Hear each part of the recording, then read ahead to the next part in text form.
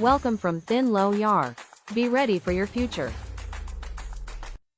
ငါပါဒီနေ့ကတော့လေဒီ ChatGPT နဲ့ပေါ့နော် Google Gemini နှစ်မျိုးစလုံးကိုသုံးပြီးတော့ပုံထုတ်ကြည့်မယ်အဲ့ဒီရလာတဲ့ပုံတွေကမှရလာတဲ့ပုံတစ်ခုယူပြီးသွားတဲ့အခါကျတော့ဒီ Pipit AI ကိုသုံးပြီးတဲ့အခါကျတော့တချင်းစုံနေတဲ့ဟာလေးလုပ်ပြမယ်ပေါ့နော်အဲ့တော့ရင်ဆုံး Google Gemini ကိုလည်းဖွင့်ထားမယ်ပြီးကြကြလို့ရှိရင် ChatGPT ကိုလည်းဖွင့်ထားမယ်အဲ့တော့ ChatGPT ထဲမှာသွားပြီးတော့ဒီသူ့ရဲ့ကိုလုပ်ချင်တဲ့ prompt လေးကိုရေးမယ်ပေါ့နော်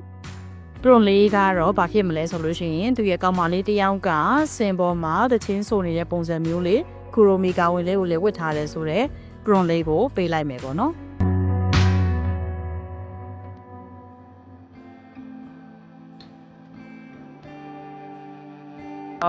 Google Gemini ဘက်ကိုလည်း copy ယူပြီးသွားတဲ့ခါကျတော့အဲ့မှာသူ့တွေကိုသွားပြီးတော့ rabbit ထားတော့ဒီမှာဒီ nano banana ပေါ့နော်သူရဲ့ create image လုပ်တဲ့စီကိုသွားပြီးတော့လို့ရှိရင်အဲ့ဒါလေးကိုပေးချလိုက်တယ်ပေါ့နော်ပေးချပြီးတော့စောင့်နေလိုက်တယ်နော်အဲ့ချိန်မှာ Google Gemini ဘက်ကိုတစ်ချက်ပြန်သွားကြည့်တယ်သူကအဲ့မှာထုတ်ပေးလို့မရပါဘူးဆိုပြီးတော့ပြောတယ်အဲ့တော့ထုတ်ပေးလို့မရပါဘူးထိဆက်လို့မရပါဘူးဆိုပြောနေတဲ့အခါကျတော့သူ့ကိုဒီလိုအင်္ဂလိပ်လိုလေးနဲ့ပြန်ရေးပေးလိုက်တယ်ပေါ့နော်အင်္ဂလိပ်လိုလေးပြန်ရေးပေးလိုက်တယ်ရေးပေးလိုက်တဲ့အခါကျတော့သူကပြန်ပြီးတော့ဒါ generate ထုတ်နေရပေါ့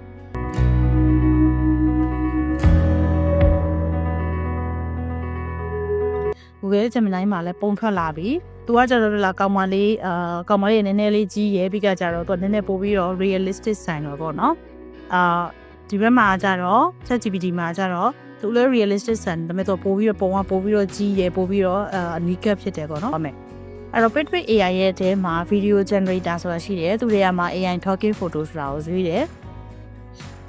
အခုဒီမှာဆိုလို့ရှိရင်ပုံလေးကို upload တင်ရမယ့်နေရာကိုရောက်လာပြီပေါ့နော်အဲ့တော့အဲ့ခုနကတော့ကနေပြီးတော့ ChatGPT နဲ့ Google Gemini ကနေပြီးတော့ထုတ်ထားတဲ့ပုံတွေထဲကနေပြီးတော့တစ်ခုပေါ့အဲ့တစ်ခုကိုရွှေ့လိုက်တယ်ဒါ upload လုပ်တဲ့အောက်ဆုံးမှာရှိတဲ့ဒီ bind clipping ဆိုတဲ့ tip လေးချက်ပေါက်လေးကို click လုပ်လိုက်တယ်အပေါ်ကပုံ upload တင်တာပြီးသွားပြီဆိုလို့ရှိရင်သူကဒီ next ဆိုတဲ့ button လေးကလင်းလာမယ်ပေါ့နော်ကိုရပြီပေါ့နော်ရပြီဆိုလို့ရှိရင်ဘာလုပ်လဲဆိုတော့ဒီ next ဆိုတဲ့ဥစ္စာလေးကိုနှိပ်လိုက်တယ်နှိပ်ပြီးတော့လို့ရှိရင်သူကအဲ့ဒီမှာ audio file ရှိလို့ရှိရင်လည်း upload လုပ်လို့ရတယ်ဆိုတော့နေရာလေးကိုရောက်သွားပြီပေါ့ဆိုတော့အဲ့ဒီမှာဆိုလို့ရှိရင်ပုံမှန်တော့ကိုယ်မှာအတန်တင်ထားတာပါရှိလို့ရှိရင်အဲ့ဒီ audio file ကိုဒီမှာ upload လုပ်ရတယ်သူကအများဆုံး18စက္ကန့်ထိရတယ်ပေါ့နော်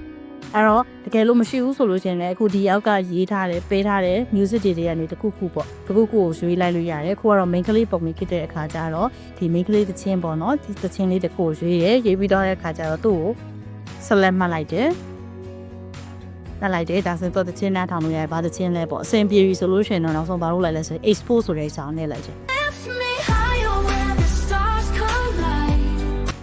ခုလိုမျိုးဗီဒီယိုလေးတွေကိုဆက်လက်လေ့လာခြင်းနဲ့ဆိုလို့ရှိရင်တော့တင်လို့ရရဲ့ Facebook page TikTok account နဲ့ Telegram group လေးတွေကို join ထားပေးပြီးတော့ဆက်လက်လေ့လာလို့ရပါတယ်